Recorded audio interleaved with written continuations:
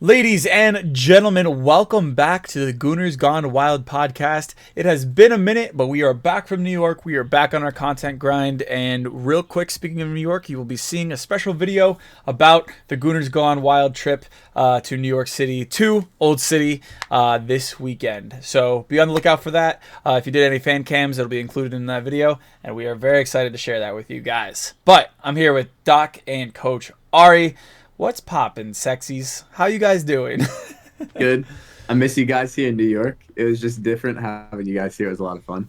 Definitely will have to have you guys back up here in the near future, hopefully for a couple more matches. But and some more ice cream. True. And you gotta hopefully you're out of the boot by that point in time, so you can tolerate the New York City walking like 20 miles in a day. Oh my god, bro! It was the last like 20 minutes of us walking was so bad. My foot hurt like hell. I was Dude, like, he was a solid 2 blocks ahead of us because he was just trying to truck through like everybody and try to make sure he gets back to the car. But he took a filthy nap in the car on the way home. He was passed out. I don't blame him. But this guy sped home so fast. I was surprised. He cut like 15 minutes off of our time, our ETA. I was like, holy shit, we're home already? Bro's like, damn, I wanted to sleep more. Now I got to go and sleep at work. He woke up as I'm turning onto the exit, onto our exit, and he was like, wait, we're in the city already? And I was like, yeah, bro. He was like, oh shit. Like, it was crazy. Yeah, but let's touch on that. No, let's not touch on that. Sorry. Let's touch on the result that happened this weekend, which is Brighton. Really quick. It's a 2-0 win. And I think that just kind of shows what Arsenal is capable of doing without VAR fucking us all the time. He's not wrong. We took apart Brighton, who was supposed to be this huge contender for the top 4 and the top 6, and we made them play like little children, to be honest. Ari, what were your thoughts on that game?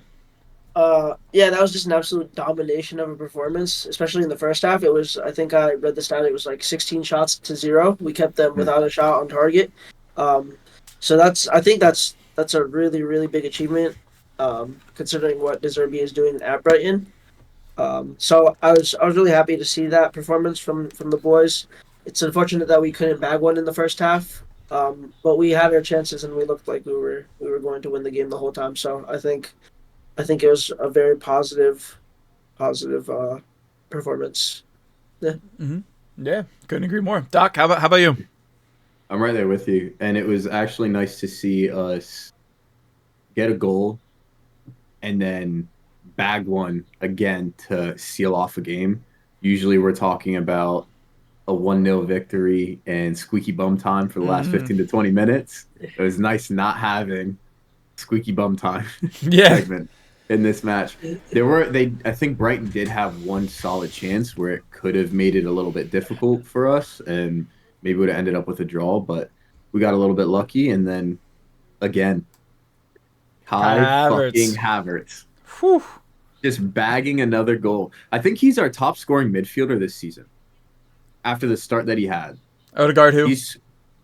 Hey. We're not going that far.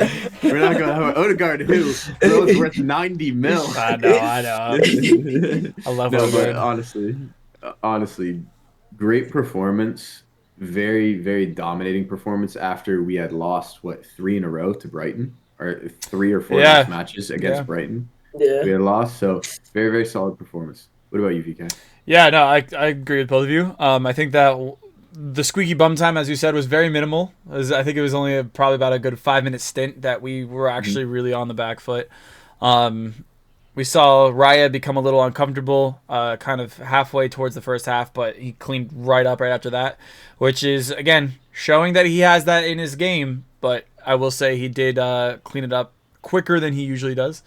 And then, again, like you said, to just do a comfortable 2-0 victory. We do say 2-0 is the worst scoreline in football. However, when it's 2-0 in the 89th minute, you kind of feel a little bit more comfortable than a 1-0. And like you said, Brighton's chance. Honestly, I threw my phone down because I literally thought they scored it. I can't believe that went behind the goal. I was so shook. Yeah. Same. I think it was a pretty solid performance, especially a solid performance against the PGMOL as well. I think they actually showed that they are somewhat competent, only to be overshadowed by that Man United Liverpool game right after, which Michael Oliver just completely turned it around. But Two yellows in 10 seconds for Diogo Dalot. That's wild. insane. And I saw another second time he's done that. I saw another clip of Bruno Guimaraes just getting to do whatever he wants all over the pitch. So I mean, it's Dude, absolutely crazy. That foul that he had on, was it who was it? Wasn't Nkunku. Oh, I know exactly what you're talking about. He just ran through him, didn't even like made it seem like he went for the ball. Cole Palmer just cleaned him out, and then Mudryk came over. And I thought he was going to get a red for grabbing the at throat his, grab. chest and his Yeah. throat. Yeah. But I will say, though, as much as I fucking hate Mudryk, right? That's what I like to see. Going up to help his teammate, sticking up for his teammate. The throat was a little excessive, but I feel like that's kind of how they ball low key over there in the Ukraine. Kind of they need to, right? But we see Zinchenko with the same thing. We see Mudryk with the same thing. I'm digging myself a hole. I'm gonna move away quickly. But that's what I love to see with teammates, sticking up for teammates, and we saw Xhaka so many times do that. I will say, if Xhaka was Mudryk, I think he would have been sent off. But we move because we will talk about Liverpool in a little bit here. Let's quickly also touch on the 1-1 draw against PSV, not Ajax, PSV. I always get those two confused. In the Champions League, I mean, this was a chance for rotation. That's what we saw. We topped our group 2 weeks ago. This is just to kind of give a little bit of a run out for the youth, which was not really a youthful lineup. It was more of our second string rather than the youth. Mm-hmm. Doc, how do you feel about that? I think it was. See, one of my friends who also watches Arsenal thought it was a poor performance. I didn't think it was too bad. I was happy with the result. We didn't need to win that match. We didn't lose it.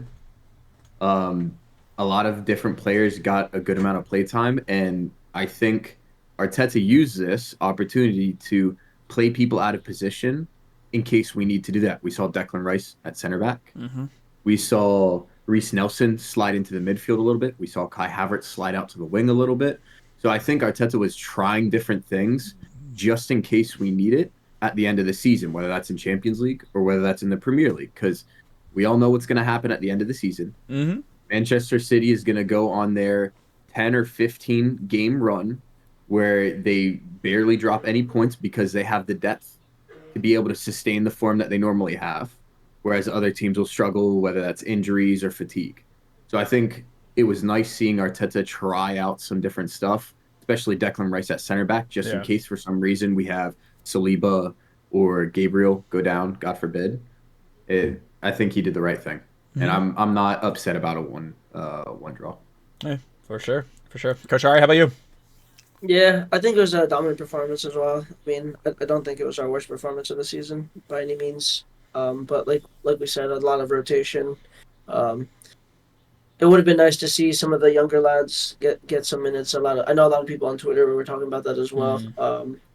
But Arteta said that he felt it wasn't the right moment to bring them on and have them debut. So, I think he knows them best. And I don't necessarily know when the right occasion would be, but I do feel it would have been nice to see them get a go, just so that we could get a look at what they're capable of and what's in store for the future. But like we said, pretty solid performance. We didn't lose the game, so yeah, for sure. I agree to both of your opinions. I also agree with Arteta with that not quite being the right time for the youngsters to go out there. If we were talking about like Ethan Anwari, That's so hard to say. It's tough, man. It's so hard to say. But Muneri or something like that. Yes. If we were talking about like someone of his caliber, where he has started for the first team before, same with Crozier Dewsbury, has started for the first team before, I think I would have been a little bit more comfortable with that. However, these were youngsters that would have never featured for Arsenal for the first team before. And I think, you know what, we'll just let them develop a little bit more. I agree, it was not the right time. The one shining moment that I have from that game is I am so proud of how far Reiss Nelson has come. Reiss Nelson is like he was back in when he first came on the scene when he was in Bukayo Saka's shoes a couple seasons ago before the injuries. I'm like Hoffenheim, Reiss Nelson. He was incredible, and I somewhat feel bad for him because he deserves this. He deserves to start somewhere. I think I don't know where, but I mean, he's putting up better numbers than Sancho, of course. He's putting better numbers up than Rashford, of course. Like I do really feel bad that he's not being utilized as a starter here in Arsenal. I'll gladly take him off the bench any day, all day. That's not what I'm saying, but I do feel slightly bad because I mean he's 24. He's going to be reaching those prime years very soon, and I think he just recently signed an extension, but I would like to see him start a little bit more. But of course, and when he has come off the bench, he's looked very electric. Like I think we like the way he looks. Like he comes off the bench and he has impact on the game, and he's very progressive with the ball and with his dribbles. So. I mean, it's just so hard because he's not starting over Saka. And he's not starting over Martinelli. He's not starting over Martinelli, which is why one of the reasons I think Arteta tried him out at midfield a little bit as well, to see if there's any other position that he could swing in at, because whenever Saka's not on, we're probably bringing on Trossard. Mm-hmm. Yeah. Or we're bringing on Nketiah and sliding somebody out. So, I do agree, though. I would like to see him get more time because I thought he was doing. Mm-hmm. All right, let's talk about the big occasion, the one that happens this week. This is the one where the VeeKay household will have some head-to-head battles going on. Oh no, we will be having some head-to-head battles. My dad is a huge Liverpool fan. I am a huge Arsenal fan. No, you know what? I support Man City. No, I'm kidding. Totally kidding. Just gonna fluff this up a little bit real quick. It is a huge weekend in our household. It's gonna be a huge deal. We're planning on not speaking to each other for the whole morning. But no, it's gonna be a fun time. But Liverpool versus Arsenal. We are away at Anfield now. Before I get into your opinions, I must make an observation about the Liverpool-Man United game. They added a new stand, and yet it was more quiet than Anfield ever has been. So what's going on, guys? You got to rally behind your team. And one may say that Man United versus Liverpool is a bigger game than Arsenal versus Liverpool. So I'm just going to throw that out there. But it is top of the league Arsenal versus runners-up at the moment and at runners-up at the end of the season, Liverpool. And we are going to hopefully thrash them. We'll talk about the score predictions a little bit. But, Ari, how are you feeling coming into this weekend? I'm pretty confident player to player, looking across the pitch. The only matchup, like we've talked about, I'm a little bit worried about is Zinni against Mo. Just because of, Mo is probably the most prolific striker, or the most prolific winger / striker in the Prem for the last 10, 20 years. Or like I'd say he's up there, like top 3 in the last 20 years. Just for sure. Just putting him up against our less competent defending wingback. How hard is this to say? It's gonna be a little. It's gonna be a little scary, but hopefully, Rice has a 10 out of 10 performance and slides out to the left and helps Zinni out defensively, because he's gonna need some bailing out this weekend. I'm gonna feel. So, I think I'm pretty confident that Saka will show up. Pretty sure that the rest of the lads will show up. It's a really big game in terms of what's in stake for our season, and so I think the lads will show up for sure. Mm-hmm. Yeah. What about you?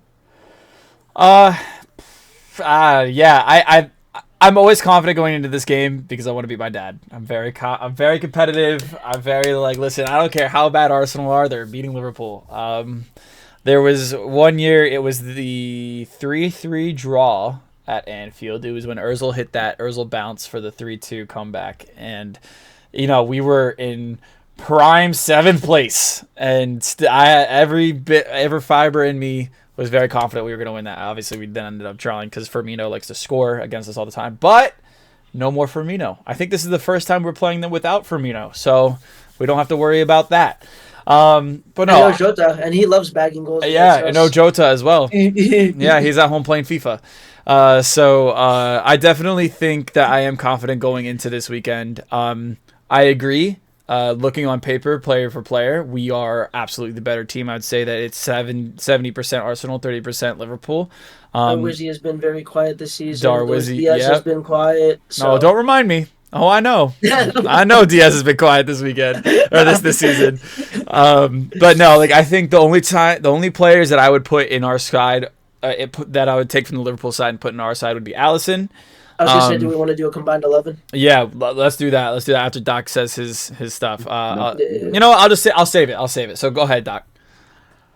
I, unlike you guys, am a little nervous for this weekend. While I would like to be confident, I do know we're going to Anfield, and for some reason, we show up to these matches and clubs just turn up against us. Whether it's Man City, whether it's Chelsea, whether it's Newcastle, you name it, we always get the best out of the best teams. Especially being away at Anfield, I don't think it's going to be quiet there. I think because of the caliber of a game it is, us being in first, them being in second, this is like a title-defining match. This could be a springboard into a couple of matches into the future, or this could be a little bit of a sticking point for us as well. I'd like for it to be a springboard, but after seeing them absolutely thrash West Ham 5-1 to make it to the Carabao Cup semifinals, it is a little bit more concerning. And they also had over 30 shots against United as well. So I think it is going to be a really good match.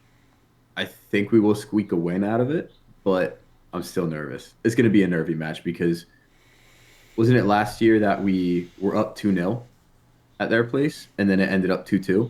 I believe right so. After, It was after Xhaka and Klopp got into it a little bit, and then the crowd turned up, and then the momentum just flipped.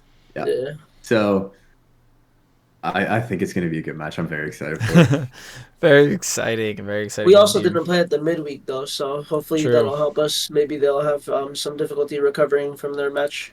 They did play a very strong side against West Ham. A lot of first-team members, especially with them having, I believe, 8 injuries right now. It's going to be rough. We're going to be seeing the lights of Elliott and Curtis Jones start for them rather than their Alexis McAllisters, their Thiagos. I think them missing Thiago, I just fell off my chair. I think them missing Thiago is a very huge miss for them. I think that Robertson as well.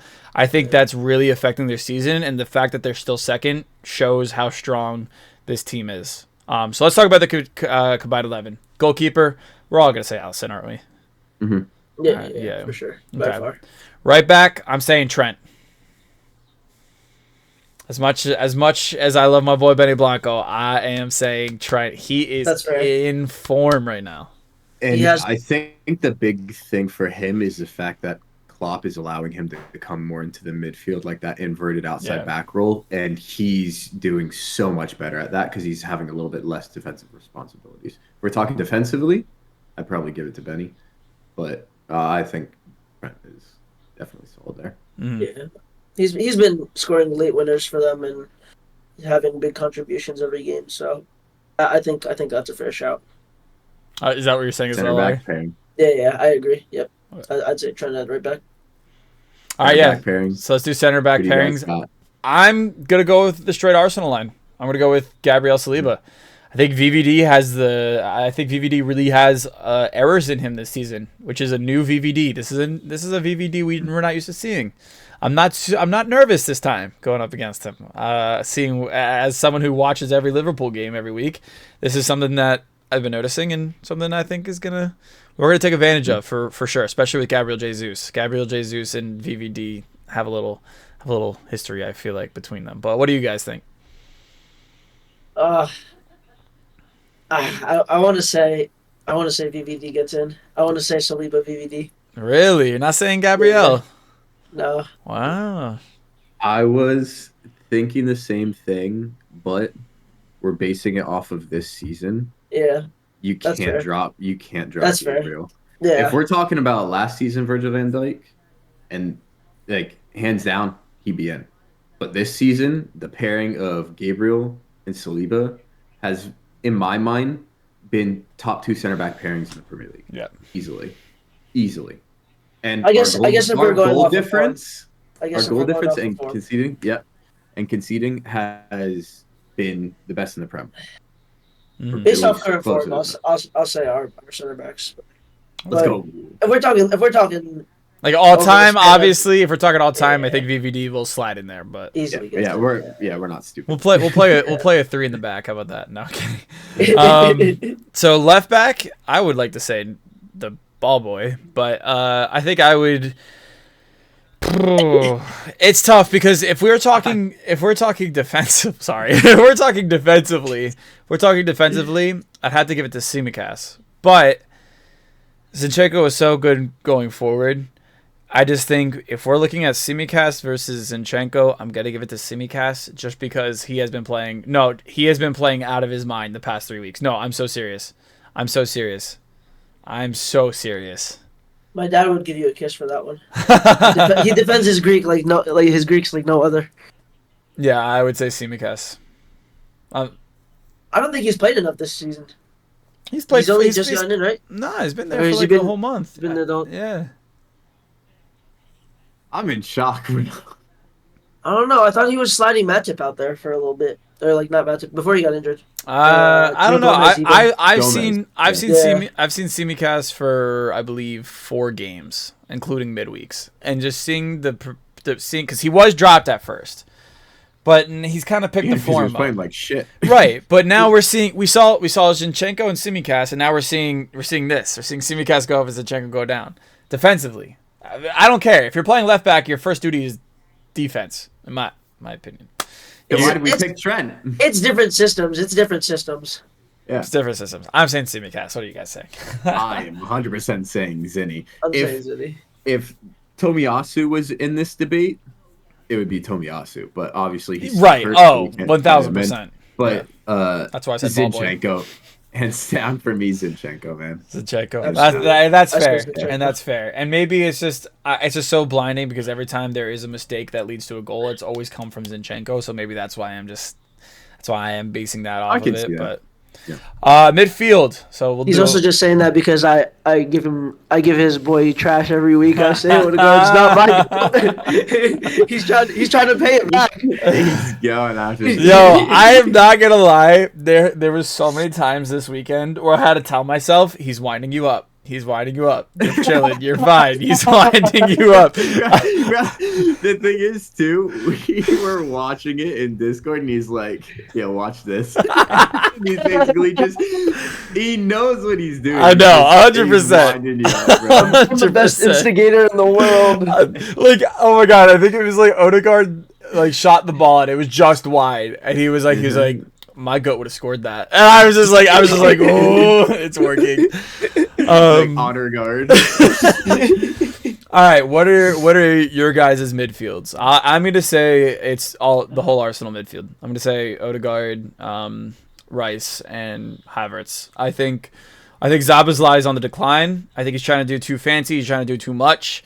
I think if he goes back to playing his simple football, I think maybe you'd have a shout, but I just don't see him getting in. And then all of the other Liverpool's midfielders are either injured or not even close to being, or not even worth mentioning in this conversation. So I'm going to say the whole Arsenal midfield of Havertz, Rice, and Odegaard. What are you guys saying?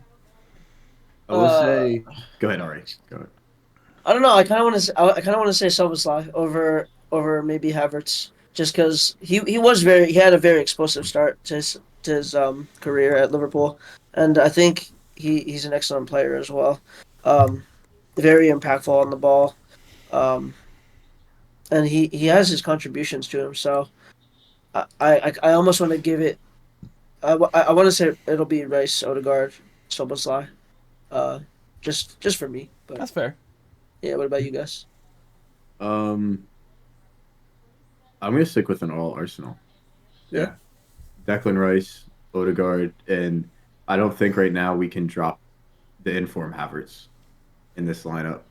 Now, if we're talking about Havertz from the beginning of the season, Soberslide from the beginning of the season, Oh it's yeah, going to be night and day. So It's going to be easily night and day. 100%. Yeah. But the way that Havertz has been playing, he's been one of our best midfielders in the past like 4 or 5 weeks now, which is crazy to say. Consistency that we want to see, and props to Arteta for managing him better than any manager could have. Literally brought him in, dropped him when he needed to be dropped, basically took the spotlight off of him, put the spotlight on Ramsdale, Mm-hmm. and then slowly brought Havertz back in, and Havertz stepped up. That's something we will talk about on the post match of Liverpool, depending on how it goes. Was that shot spotlight shift intentional? Mhm. Maybe he warned Ramsdale, saying like, "Hey, this is what's gonna happen. I need your help with this," and then did it on purpose. You know what I mean? Could be Because it was like a direct shift correct to that, and Yeah, I don't necessarily think it was that. I was more so saying it as a joke, but it could be. it could Listen. Arteta going galaxy brain. Galaxy brain. No, I mean, but he had the insight to send Xhaka to Leverkusen to stop Harry Kane from winning another trophy. True. So he is cooking uh, so hard at Leverkusen right now. he is. It is freaking insane how good he is playing. Miss him. Oh my god. He's coming back to the Emirates. He's gonna get a. Yeah. He's gonna get a December proper 28th. Yeah, I will most likely cry. Not gonna lie. I think that's the West Ham match. Yeah. Yeah. Duality of man. Just 4 years ago, I made a TikTok flipping him off, and now I'm gonna cry when he shows up. And then our front three. Donkey week to week to go to loving the man. Yeah, facts. Our front three. I'm gonna put Martinelli on the wing. I'm gonna put Salah and striker, and then Saka on the right. Okay. Yeah, Okay. Salah on the right. No, I have Holy to. shit. Saka's up there for sure. I mean, Saka's. Hot take. People aren't gonna like it. You guys might not even like it. Saka's better than Haaland. I'm saying it right now. He's better than Haaland. Haaland's a robot that does tap-ins and crazy overhead kicks that don't even matter when they're winning 5-0.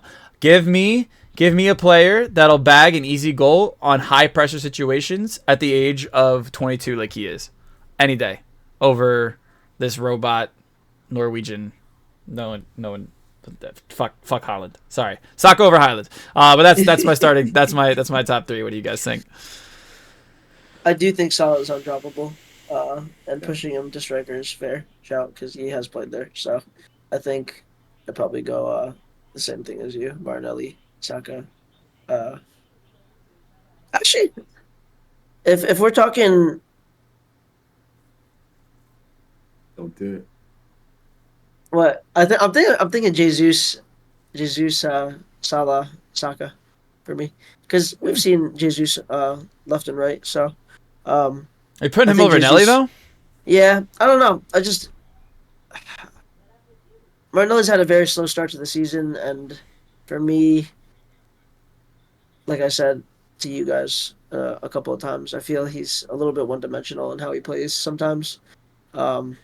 And it may be just because of our system and the fact that he doesn't really have the overlaps that Saka's getting and as much help from the midfield. But I think Jesus has been more lively on the ball and has looked a bigger threat. So I want to say Jesus, Salah, Saka for me. Okay, fair. Doc. I was thinking about going with Ari's as well, but even though Martinelli has struggled a little bit, he's still so key to our system, and I think he's undroppable at this point, which is why we've seen him consistently get played, and Trossard is still on the bench. So I'd go with the Nelly, Salah, and Saka front three. Absolutely. And then I feel like all of our lineups are going to be the same. So if you guys have any, I'm just going to run through the standard. If you guys have any changes, just let me know. So we're saying Ryan goal, White on the outside, Saliba, Gabriel, Zinchenko left back, Odegaard, Rice, Havertz midfield, Nelly, Jesus, Saka. Any changes to that? No. Okay. One thing I do want to mention. We could see a Jorginho Rice midfield if Arteta wants to play a little bit more conservative because it is at Anfield. I could see that. Rice being a little bit more defensive, especially if he has to go over and help out Zinni on the left. I think I might go with that instead of the Havertz. I think we might be a little bit more conservative because it is at Anfield. And we might see that Rice, Jorginho, Odegaard midfield. I do think that I'd keep it the same. I do think this game will be a lot about us absorbing pressure for large periods of times, and we'll have to make very good use of when we do have possession. But I do think just because we're at Anfield, and I think the crowd will be the 12th man for them, so I think we'll be absorbing pressure for a good amount of the match. But yeah, it's going to be 13v11. It's going to have Anfield crowd and PGMOL on their side. So just buckle up for that, boys. There. So what are you guys going to say? Oh, wait, real quick before we get into score prediction. What I was about to say is this could be one of the last fixtures we see Eddie Nketiah in. Could be departing in January. I think that is something that will be vastly celebrated throughout the club. And it could be one of his last appearances. And... as much as he has been a good servant and a loyal servant, thank you for your service. Crystal Palace will enjoy you, and West Ham will enjoy you, and all of them will enjoy you. So Brentford, when you get that swap deal with Ivan Toney, thank you for your service. So let's talk about score predictions. I'm saying Nketiah hat trick. How about you guys? No, I'm kidding. I'm gonna say a 5-3. Mainly because this fixture always has goals. So 5-3 to the Arsenal. I'm saying Odegaard's getting a brace. Saka's getting a goal. Nelly's getting a goal. This is a game where Rice is going to turn up and have a goal. And then the 3 for them, I think it's going to be Salah with the brace and then Diaz for fantasy coping. That's what I'm going to say. A 5-3. This guy thinks there's going to be 8 goals. That's crazy. 8 goals. That would be. I'll put money on it. That would be such a good game. That would be such a good game. I put money on it. What about you guys? For the sake of our entertainment, I hope you're right. But I can't see that happening. Not at all. What about you? No, you go. I'm going with a 2-1. 2-1? Yeah. I'm gonna go safe. I think it's going to be 2 on us. I think we see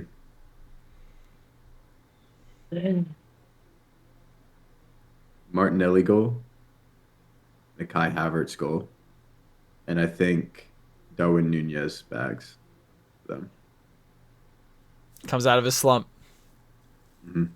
Of course, every player in a slump comes out of their slump against us. Mm-hmm. Okay. Ari? Thinking as to how we play and what our wingers are capable of against Tsimikas and Trent, I want to say that Martinelli and Saka are going to have them spinning. So I'm going to say I'm going to say 3-1. I'm going to say Havertz bags 1. I'm going to say Saka bags 1. And Odegaard. I'll say Odegaard. Michael. Yeah. I think we'll see a lot of Martinelli and Saka cooking up their wing backs, and we'll see that classic classic ozone goal. Ozone goal. I love it. I love it. I love it. Yeah. So I'm gonna say those three, and then for Liverpool, I think Salah. I think Salah will definitely bag. He's gonna cook Zinni and just He's gonna cook Zinni. Oh, finish on. I'm All scared. right. Any final things to say before we sign off and hope that we can go 5 points clear in the Premier League? That would be beautiful for the new year, for an early Christmas gift for us. Yeah. I need that. I think just that we see Rice having man of the match performances week in, week out. Mm-hmm. Just speaks to his level of quality. I mean, we talk about it pretty much every podcast, but Yeah. it's worth probably 500 million. We could send this. We could send West Ham we could just keep giving them more money, like every month. Just send them more and more money because what a signing he has been. I think he's been the signing of the season by far. I agree with that. For all of his contributions, Yeah. he's had at least like 2 or 3 goal line clearances. He's had crucial, important goals, and he always puts up a performance. He's never gone missing. I think this season. So maybe one game. One game was average. Yeah. One game was average. Compared to, right. That's literally, he hasn't had a bad performance. Yeah, It's just been, he got a 6 out of 10. It wasn't it 7, 8, or 9 out of 10 performances. So yeah, I think that, and then I just wanted to say that Saka had James Milner on crutches. That man was spinning. Spinning. Man was spinning so much that he had to become racist and just take him out. Like, that's how bad he was spinning, bro. He just said, "Nope, I'm done," and just Brexit and tackled him straight out of England. It was insane. Another outside back that's actually been very satisfying for some reason for me to see them performing poorly. Who? Trippier. Yes. Oh my God. Yes. Dude's been getting absolutely cooked. Dude single-handedly knocked Newcastle out of the Carabao Cup yesterday. Single-handedly. He's like, let me assist you, Mudryk. Literally. Oh, man. He's taking notes from Ozil there. Whew. All right. Well, lads, we will see you guys probably right after the Liverpool game for our post-match. And it's going to be a very stressful but fun weekend. Again, keep an eye out on the channel for that special New York City video coming out. And we will see you guys in the next podcast. And as always, come on, you Gooners. Come on, you Gunners. When you go.